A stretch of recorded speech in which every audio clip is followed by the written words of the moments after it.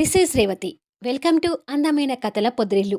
Videos చూస్తున్న వారికి likes, కామెంట్స్‌తో support చేస్తున్న వారికి thank you so much. Last ఎపిసోడ్‌లో వెంకట్ కొత్త కార్‌లో వస్తుండగా మిథున ఆ కార్‌ని ఢీకొంటుంది కదా! ఆ తర్వాత నుంచి స్టోరీ కంటిన్యూషన్. మహర్షి ఎపిసోడ్ నంబర్ 22. ఆ పరిణామానికి వెంకట్ ఒక్కసారిగా అదిరిపడి ఎదురుగా కార్ డ్రైవింగ్ సీట్‌లో ఉన్న మిథునను చూస్తూ ఎవ్వతివే నువ్వు? దుష్టశక్తిలా నా కార్‌కి ఎదురొచ్చావు. నువ్వు ఢీకొట్టడానికి నా కొత్త కారే దొరికిందా? అని తిడుతూ ఆవేశంగా కారు దిగుతాడు. ఓ గాడ్! అని మిథున కూడా కంగారు పడుతూ హెడ్‌సెట్ మెడలో వేసుకొని కారు దిగుతుంది. వెంకట్ తన కార్ బంపర్ డ్యామేజ్ కావడం చూసి, వామ్మో! నా కొత్త కార్‌కి ఇంత డ్యామేజ్ జరిగిందా? అని అనుకొని ఆ కోపంలో మిథున వైపు చూస్తూ ఎక్కడి నుంచి ఊడిపడ్డావే నువ్వు? మ్యూజిక్‌లో పడి రాంగ్ రూట్‌లో వచ్చి నా కార్ డ్యామేజ్ చేసావు కదే దుష్టశక్తురాలా అని తిడతాడు. ఏయ్ మిస్టర్, నువ్వే అష్టదరిద్రుడివి. అసలు నేనేదో నీ పెళ్ళామన్నట్టు నీ ఇష్టం వచ్చినట్టు తిడుతున్నావేంటి? అంటుంది కోపంగా. అవునవును. నీలాంటి దుష్టశక్తిని నా పెళ్ళాంగా చేసుకోవాలి మరి అంటాడు ఉరిమి చూస్తూ. నువ్వు చేసుకుంటానన్నా నీలాంటి అష్టదరిద్రుని పెళ్లి చేసుకోవడానికి ఇక్కడ రెడీగా ఎవరూ లేరులే అంటుంది. ఏయ్, ఏం మాట్లాడుతున్నావు నువ్వు? నేను అష్టదరిద్రునేంటి అంటూ విరుచుకుపడతాడు వెంకట్. మరి నువ్వు కూడా మాటలు మర్యాదగా రానివ్వు. నేను లక్కీ గర్ల్ అని మా అన్నయ్య నాతో ఎన్నోసార్లు చెప్పాడు. అలాంటి నన్ను పట్టుకొని దుష్టశక్తి అంటావేంటి అని ఎదురిస్తుంది. అయితే మీ అన్నయ్యకి మైండ్ దొబ్బి ఉంటుంది. వెళ్ళి ఒకసారి డాక్టర్‌కి చూపించుకోమను అంటాడు ఆవేశంగా. మిస్టర్, మా అన్నయ్యని ఒక్క మాట అన్నావంటే ఊరుకోను అని అంతకంటే ఆవేశంగా అంటుంది. ఇప్పుడు మీ అన్నయ్యని తీరిగ్గా తిట్టే మూడ్ నాకు లేదు అని కారు వైపు బాధగా చూస్తూ, షోరూమ్ నుంచి తీసుకున్న కొత్త కార్‌కి గుడిలో పూజ చేయించుకొని ఇలా రోడ్డు మీదకి వచ్చానో లేదో దుష్టశక్తిలాగా నువ్వు ఎదురుగా వచ్చి నా కార్‌కి డాష్ ఇచ్చావు. అసలు ఏ మైండ్‌తో కార్ డ్రైవ్ చేస్తున్నావే? అంటాడు ఆవేశంగా. ఏయ్, ఇప్పటికే చాలా ఎక్కువ మాట్లాడావు. నన్ను పట్టుకొని వే అన్నావంటే మూతి పళ్ళు రాలకొడతాను అంటుంది కోపంగా. అబ్బా! ఛా! నువ్వు రాలకొట్టే వరకు నా పళ్ళు వెళ్ళబెట్టి నవ్వుతూ రాలకొట్టించుకుంటాను మరి అంటాడు వెటకారంగా. మిస్టర్, ఇప్పుడేమైందని అంత గొడవ చేస్తున్నావు? చిన్న డ్యామేజే కదా అయింది. ఎంత డబ్బు కావాలో చెప్పు, ఇస్తాను అంటుంది పొగరుగా. ఓహో! డబ్బుతో బలిసి కొట్టుకుంటున్నావా తల్లీ నువ్వు? పైగా బంపర్ పగిలితే అది నీకు చిన్న డ్యామేజ్‌లాగా ఉందా? కొత్త కార్‌కి యాక్సిడెంట్ అయిందంటే ఇది నేను ఎంత సెంటిమెంట్‌గా ఫీలవుతానో తెలుసా? అంటాడు కాస్త బాధపడుతూ. నువ్వు ఎలా ఫీలయితే నాకెందుకు? డబ్బిస్తానంటున్నాను కదా! అంటుంది కోపంగా. డబ్బు కాదు, చెల్లుకు చెల్లు కావాలి. అప్పుడే నా ఇగో కాస్తైనా సాటిస్ఫై అవుతుంది అంటూ చుట్టూ చూసి అక్కడ ఒక ఇనుప రాడ్ కనిపించేసరికి దానిని చేతిలోకి తీసుకొని తన కార్ బంపర్ అద్దాలు పగలగొట్టాలని చూస్తుంటాడు. అది చూసి మిథున కంగారు పడుతూ, ఏయ్, ఆగు, ఏం చేస్తున్నావు అని అడుగుతుంది తన కార్కి అడ్డుపోతూ.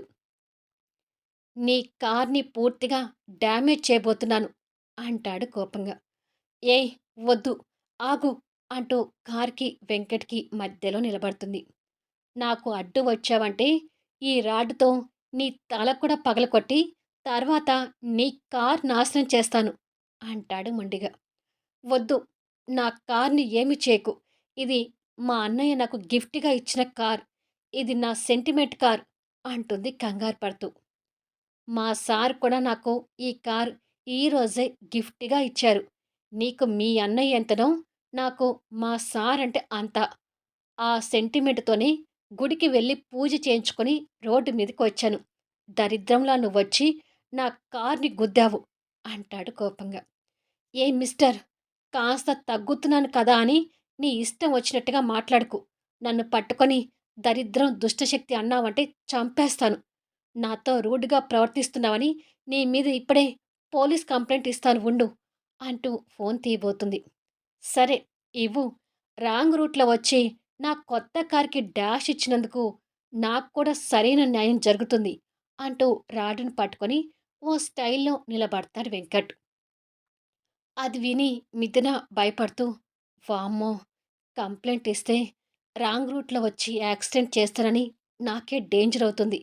పైగా ఈ విషయం అన్నయ్య వరకు వెళ్తే ఇంకొకసారి నన్ను స్టీరింగ్ పట్టుకోనివ్వడు అని మనసులో అనుకుంటుండగా, ఏంటి ఆలోచిస్తున్నావు? కంప్లెయింట్ ఇవ్వు అంటాడు వెంకట్ ధీమాగా. వీడెవడో నాకంటే ఎక్కువ మొండిలాగా ఉన్నాడు. తప్పు నాది కాబట్టి ఇంకాస్త తగ్గడంలో తప్పు లేదు అని అనుకొని, చూడు ఏదో పొరపాటుగా ఇలా జరిగింది. ఇక వదిలేయ్ అంటుంది దీనంగా చూస్తూ. ఏంటి? వదిలేయాలా? మనమిద్దరం ఏదో ఎల్‌కేజీ చదివిన స్కూలు పిల్లలైనట్టు నువ్వు నా దగ్గర బలపం గుంజుకొని చిన్న బల్పమేగా వదిలేయ్ అన్నంత ఈజీగా చెప్తున్నావేంటి అమ్మడు? అంటాడు కళ్ళెగరేస్తూ. అబ్బా! డబ్బు ఇస్తానంటే వద్దంటావు. ఇప్పుడు ఏం చేయాలి? అని అడుగుతుంది కోపంగా. మామూలుగా అయితే ఈ కార్‌ని నీకు అంటగట్టి, ఇలాంటి కొత్త కారు మరొకటి కొనివ్వమని అడిగేవాణ్ణి. కానీ ఇది మా సార్ కొనిపెట్టిన కారు. అంటే ఈ కార్ నా సెంటిమెంట్ కాబట్టి ఈ కార్‌ని వదిలేయలేను అని మిథున కార్ దగ్గరికి వెళ్ళి డోర్ ఓపెన్ చేసి డ్రైవింగ్ సీట్‌లో కూర్చుంటాడు. "ఏయ్! నా కార్‌లో కూర్చున్నావేంటి?" అని అడుగుతుంది ఆశ్చర్యంగా. నా కారు కొన్నప్పుడు ఎలా ఉందో, అలా దానిని నాకు అప్పజెప్పినప్పుడే, మీ అన్న గిఫ్ట్‌గా ఇచ్చిన నీ సెంటిమెంట్ కార్‌ని నీకిస్తాను. అప్పటి వరకు నీ కారు నా దగ్గర భద్రంగా ఉంటుంది. అంటూ మిథున చేతిలో ఫోన్ గుంజుకొని, మిస్డ్ కాల్ ఇచ్చుకొని, తిరిగి తనకి ఫోనిస్తూ, మళ్ళీ కారు కొత్తగా రెడీ చేశాక నాకు కాల్ చెయి. ఎక్కడికి వచ్చి కారివ్వాలో చెప్తాను అని మిథున మాట్లాడకుండా మరో అవకాశం ఇవ్వకుండా డ్రైవ్ చేసుకుంటూ వెళ్తాడు. మిథున కోపంతో చూస్తూ, ఒరే సచ్చినోడా! ఎక్కడ తగిలావురా నాకు? ఛ! ఆ కార్‌లో నేను మా అన్నయ్య తప్ప ఎవ్వరూ ఎక్కలేదు. ఈ అష్టదరిద్రుడు ఎక్కడినుంచొచ్చాడో నా కర్మకి. దారిలో మళ్ళీ ఏదో యాక్సిడెంట్ అయ్యి నువ్వు చావాలిరా! అని శాపనార్థాలు పెట్టి, అమ్మో! వద్దులే. మా అన్నయ్య గిఫ్ట్‌గా ఇచ్చిన నా కారుకి ఏదైనా అయితే నేను తట్టుకోలేను అని అనుకొని, ఛ! ఇప్పుడు ఈ కార్‌ని కొత్తగా చేసి ఇవ్వాలంట. అంతా నా కర్మ అని తిట్టుకుంటుంది. వెంకట్ కొత్త కార్ తీసుకొని వస్తాడనుకొని బెనర్జీ గారు, తులసి బయటే నిలబడి ఎదురు చూస్తుంటారు. కొద్దిసేపటికి వెంకట్ ఆ కార్‌లో రావడం చూసి ఆశ్చర్యపోతూ, ఇదేమిట్రా? కొత్త కార్‌లో వస్తానని మీ నాన్నగారు చెప్పారు. నువ్వేమో వేరే కార్‌లో వచ్చావేంటి? అని అడుగుతుంది తులసి. ఈ కార్ ఎవరిది వెంకట్? అసలు నీ కారేమైంది? అని అడుగుతాడు బెనర్జీ గారు. అది నాన్న, కార్‌కి పూజ చేయించుకొనొస్తుంటే ఒక పొగరుబోతు అమ్మాయి కళ్ళు నెత్తి మీద పెట్టుకొని వచ్చి నా కార్‌కి యాక్సిడెంట్ చేసింది అని జరిగింది చెప్తాడు. అయ్యో! కొత్త కారు వచ్చిన రోజే ఇలా జరగటం ఏంటండి? అని అడుగుతుంది తులసి బాధగా. ఒక్కొక్కసారి ఇలాగే అవుతుందిలే తులసి. దీని గురించి బాధపడకు. ఈ విధంగా కారు దిష్టి పోయిందనుకుందాం. ఇంతకీ ఆ అమ్మాయి జాగ్రత్తగా మళ్ళీ కారు తెచ్చి ఇస్తుందంటావా? అని అడుగుతాడు బెనర్జీ గారు. ఆ అమ్మాయికి ఈ కారంటే బాగా సెంటిమెంట్ నాన్న. ఆ నమ్మకంతోనే కార్‌ని మళ్ళీ కొత్తగా చేసి తీసుకురమ్మని చెప్పాను. తప్పకుండా తెచ్చిస్తుంది అంటాడు వెంకట్. సరేలే లోపలికి వెళ్దాం పదండి అని బెనర్జీ గారు భార్య కొడుకుతో కలిసి లోపలికి వెళ్తాడు. మహర్షి కాంపిటీషన్‌లో విన్ అయిన డిజైన్‌ని మానిటర్‌లో చూస్తూ, ఈ డిజైనర్ ఎవరో తెలిసి ఉంటే బాగుండేది బెనర్జీ గారు. ఆ రోజు ఎలాగైనా ఆ పాపని కలిసి ఆ డ్రెస్ డిజైనర్ గురించి అడిగి ఉండాల్సింది అంటాడు ఎదురుగా కూర్చున్న బెనర్జీ గారితో. ఆ డిజైనర్ ఎవరో తెలిస్తే ఈసారి నువ్వు కాదు, ఆ గౌతమ్ వదిలిపెట్టేలా లేడు. ఆ రోజు నాకు ఎదురుపడి, నాతో గొడవ పడిన రోజు కూడా ఈ డిజైనర్ గురించి అడిగాడు. దీనిని బట్టి ఈసారి కాంపిటీషన్‌లో గౌతమ్ మనకి గట్టి పోటీ ఇవ్వడానికి రెడీ అవుతున్నాడని అర్థమవుతుంది అంటాడు బెనర్జీ గారు ముందున్న ఫైల్స్ చెక్ చేస్తూ. ఏడ్చాడులే. అతను నాతో గెలవటం ఏంటి? అది కూడా ఫ్యాషన్ షో కాంపిటీషన్‌లోనా? దట్స్ ఇంపాసిబుల్ అంటాడు మహర్షి ధీమాగా. బెనర్జీ గారు నవ్వి, పోటీ అన్నాక గెలుపు ఓటములు సర్వసాధారణం మహర్షి. ఎప్పుడు మనమే గెలవాలనుకోవటం మన స్వార్థమే అవుతుంది కదా! అంటాడు. నేను గెలవకపోయినా ఇంకెవ్వరు గెలిచినా నాకేమీ స్వార్థంగా ఉండదు బెనర్జీ గారు. కానీ ఆ గౌతమ్ గెలవకూడదు. అది నా మీద గెలవటం నేను భరించలేను అంటాడు మహర్షి. అవంతి కారులో ఆఫీస్‌కొస్తూ తాన్యాకి కాల్ చేస్తుంటుంది. ఫోన్ రింగ్ సౌండ్‌తో నిద్రలో నుంచి మేలుకుంటున్న తాన్య నిద్ర మత్తులోనే ఫోన్ లిఫ్ట్ చేసి, చెప్పక్కా అని అంటుంది. ఏంటి తాన్య ఇంతసేపు పడుకున్నావు?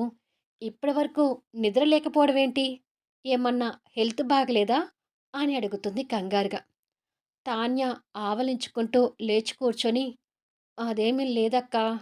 రాత్రి డ్యూటీ ముగించుకొని వచ్చేసరికి లేటయింది అని తొందరలో నోరు జారుతుంది. డ్యూటీ ఏంటి? అని అడుగుతుంది అవంతి ఆశ్చర్యపోతూ. తాన్యకి దెబ్బకు నిద్రమత్తు వదిలి తల కొట్టుకొని, డ్యూటీ అంటే అక్కా, రాత్రి స్టడీ అవర్స్ ముగించుకొని హాస్టల్‌కొచ్చేసరికి లేటయింది. చదువుకోవటం కూడా ఒక డ్యూటీ లాంటిదే కదా అక్కా! అందుకే అలా అన్నాను అని కవర్ చేస్తుంది. ఓసి అంతేనా? నువ్వింకా ఇక్కడ పార్ట్ టైమ్ జాబ్ చేసుకుంటూ ఇబ్బంది పడుతున్నావేమోనని భయపడ్డాను. నీ అకౌంట్‌లోకి ఇప్పుడే ఓ 5,000 పంపించాను చూడు అంటుంది అవంతి. డబ్బులెందుకు పంపించావక్కా? అయినా నువ్విలా పంపించిన విషయం బావగారికి తెలుసా? అని అడుగుతుంది.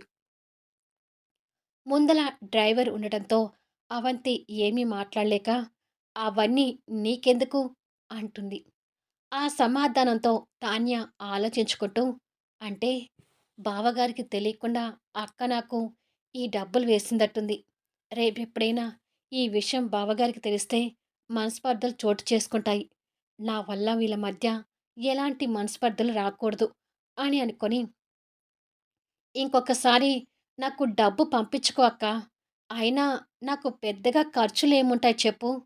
నాకు ఎలాగో కాలేజ్ స్కాలర్‌షిప్ ఉంది కదా! ఖర్చుల కోసం అమ్మ పంపిస్తుంది. నేను డబ్బుల కోసం ఇబ్బంది పడటం లేదక్కా అంటుంది. నువ్వు ఇబ్బంది పడుతున్నావని కాదే, నాకు ఇవ్వాలనిపించింది ఇచ్చాను అంటుంది అవంతి. వద్దక్కా, నువ్వు ఇంతకుముందు డబ్బిచ్చావంటే నీకు పెళ్లి కాలేదు కాబట్టి ఇచ్చినా తీసుకునే దానిని. కానీ ఇప్పుడు అలా కాదు. నువ్వొక ఇంటికి ఇల్లాలివయ్యావు. ఇప్పుడు నీ దగ్గర డబ్బు తీసుకోవటం నాకు పద్ధతిగా ఉండదు అంటుంది తాన్య. ఇదొక పిచ్చి మాలోకం. నేనిక్కడ ఏదో కాపురం వెలగబెట్టినట్టు మాట్లాడుతుంది అని మనసులో అనుకొని, అలా అనుకోకు తాన్య. నేను ఒకరికి భార్యనైనా నీకు అక్కని కాకుండా పోను కదా అని మాట్లాడబోతుండగా, ఇంకొకసారి నువ్వు నాకు డబ్బు పంపిస్తే నా మీద ఒట్టే అని ఒట్టుతో కట్టేస్తుంది. ఎంత మొండిదానివే నువ్వు, చెప్తే వినిపించుకోవు అని తిడుతుంది అవంతి. తాన్యకి ఫోన్‌లో ట్రాఫిక్ శబ్దం వినపడి, "నువ్వు బయటకొచ్చావా అక్కా?" అని అడుగుతుంది. అవంతి కాస్త తడబడుతూ, "చిన్న పని మీద వచ్చానులే" అని అంటుంది. "నీతో బావగారొచ్చారా?" అని అడుగుతుంది. "నేనేమి చిన్న పిల్లని కాదు కదా! ఎప్పుడూ నా పక్కనే ఉండటానికి" అని అంటుంది అవంతి కాస్త కోపంగా. "అది కాదక్కా, అది పెద్ద సిటీ కదా! బావగారు తోడు లేకుండా బయటికి రావద్దు" అని జాగ్రత్తలు చెప్తుంటే, అవంతికి మహర్షి తన్ని రోడ్డు మీద వదిలేసి వెళ్ళిపోయింది గుర్తుకు వస్తూ కన్నీళ్ళొస్తుంటాయి. ఇలా అవంతితో కొద్దిసేపు మాట్లాడి ఫోన్ పెట్టేగాని, తాన్య ఫ్రెండ్స్ అక్కడికొచ్చి, "నిన్న నువ్వు క్లాసులో లేవు కదా తాన్య! త్వరలో మన కాలేజీలో జరగబోయే యాన్యువల్ డే కల్చరల్ ప్రోగ్రామ్స్ కోసం నేమ్స్ ఇవ్వమన్నారు. నువ్వు ఎలాగూ పార్టిసిపేట్ చేస్తావు కాబట్టి నీ నేమ్ కూడా ఇచ్చాను" అని అంటారు. ఎందుకిచ్చారే? ఈసారి పార్టిసిపేట్ చేయడానికి నాకు ఇంట్రెస్ట్ అనిపించడం లేదు అంటుంది తాన్య. ఎందుకు ఇంట్రెస్ట్ లేదు? అని అడుగుతారు తన ఫ్రెండ్స్. ఎప్పుడు ఈ ప్రోగ్రామ్‌కి రాజశేఖర్ సార్ వచ్చేవారు కదా! కానీ ఈసారి ఆ సార్ రాలేరు కదా! అందుకే నాకీసారి ఇంట్రెస్ట్ అనిపించడం లేదు అంటుంది బాధపడుతూ. వారు రాకపోతే ఏంటి? వారి కొడుకు గౌతమ్ గారు వస్తున్నారంట. అందుకే ఈసారి ఇంకా గ్రాండ్‌గా సెలబ్రేట్ చేయబోతున్నారని ప్రిన్సిపల్ సార్ చెప్పారు అంటారు తాన్య ఫ్రెండ్స్. ఓహ్! ఈసారి ఆ మహానుభావుడు వస్తున్నాడా అని అనుకుంటుంది కోపంగా. కల్చరల్ ప్రోగ్రామ్స్‌కి టైం ఇంకా చాలా ఉంది కాబట్టి, మనం ప్రిపరేషన్ కావటానికి కూడా ఈజీగా ఉంటుంది తాన్య అంటూ తనని ఒప్పిస్తారు. సరేలే ఎప్పట్లాగే ఈసారి కూడా పార్టిసిపేట్ చేస్తాను అంటుంది తాన్య. ఆ మాటలు వింటూ వర్ష తన ఫ్రెండ్స్‌తో వచ్చి, ఏయ్! ఈసారి కల్చరల్ ప్రోగ్రామ్స్‌కి మా బావ వస్తున్నాడు. అంటే నా కాబోయే భర్త ఈ కాలేజ్‌కొస్తున్నాడు. ఫస్ట్ రానని చెప్పారు. కానీ నేనంటే మా బావకి చాలా ఇష్టం కదా! నా మాటను కాదనలేక వస్తానన్నాడు. అంటూ తాన్య ముందు కావాలని గొప్పలు చెప్తుంటుంది. ఓసి దీని వేషాలో ఆ బావగాడు ఎవడో గాని దీని వేషాలు మాత్రం చూడలేక చస్తున్నాం అని తిట్టుకుంటుంది తాన్య. మళ్ళీ నెక్స్ట్ వీడియోలో కలుద్దాం. గౌతమ్ కాలేజ్‌కొచ్చి గౌతమ్, తాన్య ఎదురుపడతారా? ఇప్పుడు అవంతి గౌతమ్ ఆఫీస్‌లో జాయిన్ అయింది కాబట్టి, ఆ డిజైన్ రూపకర్త అవంతి అని గౌతమ్‌కి తెలియబోతుందా? ఈసారి గెలుపు గౌతమ్‌కి సొంతం కాబోతుందా? వెంకట్, మిథునల టామ్ అండ్ జెర్రీ వాదన ఇంకా ముందు ముందు ఎలా సాగుతుంది? తెలుసుకోవాలి అంటే అద్భుతమైన మలుపులతో ఆసక్తికరంగా సాగిపోయే కథా వీడియోస్‌ని మిస్ కాకుండా చూడండి. కథ నచ్చితే దయచేసి లైక్ చేయండి, కామెంట్ షేర్ చేయండి, సబ్స్క్రైబ్ చేసుకొని ఛానల్ షేర్ చేస్తూ సపోర్ట్ చేయండి. Thanks for listening.